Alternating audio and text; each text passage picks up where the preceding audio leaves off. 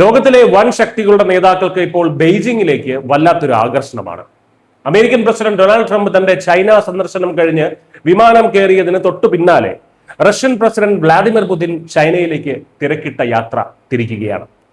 Chinese president Xi ജിൻപിങ്ങിന്റെ പ്രത്യേക ക്ഷണപ്രകാരം May 19, 20 തീയതികളിലാണ് Putin ചൈനയിലെത്തുന്നത്.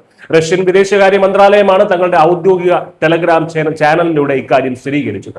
ഇരു രാജ്യങ്ങളും തമ്മിലുള്ള ബന്ധത്തിന്റെ അടിസ്ഥാന രേഖയായിട്ടുള്ള സൗഹൃദ സഹകരണ ഉടമ്പടിയുടെ 25ാം വാർഷികത്തോടനുബന്ധിച്ചാണ് ഈ ഒരു സന്ദർശനം ഇപ്പോൾ ഉണ്ടാകുന്നത്.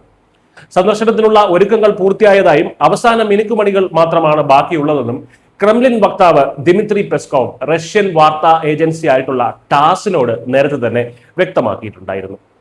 മോസ്കോയും ബെയ്ജിങ്ങും തമ്മിലുള്ള സമഗ്രമായ പങ്കാളിത്തവും തന്ത്രപരമായിട്ടുള്ള സഹകരണവും കൂടുതൽ ശക്തിപ്പെടുത്തുകയാണ് ഈ ഒരു സന്ദർശനത്തിന്റെ ലക്ഷ്യമെന്ന് അൽ ജസീറ റിപ്പോർട്ട് ചെയ്ത ക്രെംലിൻ പ്രസ്താവനയിൽ പറയുന്നു.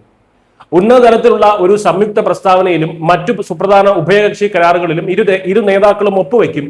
ഇതിനു പുറമെ വ്യാപാര സാമ്പത്തിക സഹകരണത്തിനുള്ള സാധ്യതകൾ ചർച്ച ചെയ്യാൻ ചൈനീസ് പ്രധാനമന്ത്രി ലീ ചിയാങ്ങുമായും പുടിൻ കൂടിക്കാഴ്ച നടത്തുന്നുണ്ട്. എന്നാൽ ഈ സന്ദർശനത്തിന്റെ സമയം ഏറെ കൗതുകരമാണ്. American president Donald Trump Chinese സന്ദർശനം പൂർത്തിയാക്കി അത് മടങ്ങി ഒരു ദിവസം പിന്നിടുമ്പോഴാണ് പുടിൻ എത്തുന്നത്. അമേരിക്കയും ചൈനയും രണ്ട് മഹത്തായ രാജ്യങ്ങളാണെന്ന് വിശേഷിപ്പിച്ച ട്രംപ് വെള്ളിയാഴ്ച വൈകുന്നേരം മേരിലാൻഡിലെ ആൻഡ്രൂസ് വ്യോമത്താവളത്തിലാണ് തിരിച്ചെത്തിയത്.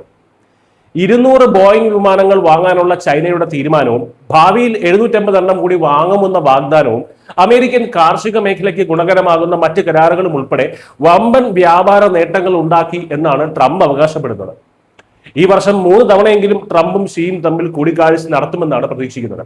ഇതിന്റെ ഭാഗമായി സെപ്റ്റംബറിൽ വൈറ്റ് ഹൗസിലേക്ക് ഷീ ജിൻപിങ്ങിനെ ട്രംപ് ക്ഷണിച്ചിട്ടുമുണ്ട്. ഒരു വശത്ത് ട്രംപുമായി വമ്പൻ വ്യാപാര കരാറുകൾ ഉറപ്പിക്കുകയും നേരം വെളുക്കുമ്പോൾ പുതിനുമായി തന്ത്രപരമായിട്ടുള്ള പങ്കാളിത്തം പുതുക്കുകയും ചെയ്യുന്ന ഷീ ജിൻപിങ്ങിന്റെ നീക്കങ്ങൾ ആഗോള രാഷ്ട്രീയത്തിലെ ശരിയായ ചെസ് കളി എന്ന് തന്നെ വിശേഷിപ്പിക്കാം. അമേരിക്കൻ പ്രസിഡന്റ് പോയതിന് പിന്നാലെ റഷ്യൻ പ്രസിഡന്റ് എത്തുമ്പോൾ ഈ നിർണായക നീക്കങ്ങളിലൂടെ ചൈന ലോകത്തിന് നൽകുന്ന സന്ദേശം എന്താണെന്നാണ് എല്ലാവരും ഉറ്റുനോക്കുന്നത്.